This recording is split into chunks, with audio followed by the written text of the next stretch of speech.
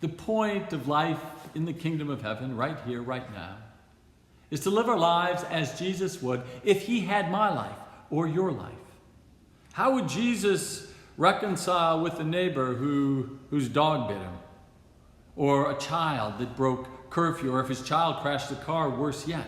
Or his wife came home from work and had a tough day? Or he met a beggar at the train station? See, the primary question for those seeking to live in the kingdom of heaven, the good life, the life of joy, is how do I live my life as Jesus would if he had my life? How would you live your life if Jesus was living your life? But once a year, in honor of this most personal and extraordinary God, we choose to walk Jesus' walk. We put ourselves in his life. It is called the Triduum, right? The great service of Easter, and it unfolds as one worship service that takes place over 3 days, right? Thursday, Maundy Thursday, Friday, Good Friday, and Saturday, the great vigil of Easter. Day 1, Act 1, Maundy Thursday.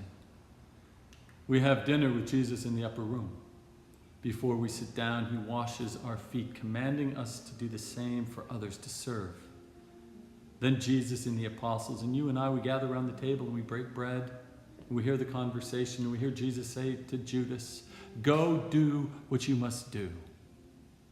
And then he says to the remaining disciples, "I give you a new commandment, that you are to love one another. Just as I love you, you are to love one another." And then he tells them some interesting news about the coming of the Advocate, the Holy Spirit, who is going to be with them and to guide them and to lift them up and to give them the power and the energy of Jesus. And then they leave the room that night and go to the Garden of Gethsemane, where Jesus prays alone because the disciples keep falling asleep, right? And this feeling of desolation is captured here in the church as we strip the altar barren, empty, alone. And then there's a noise, crash in the dark.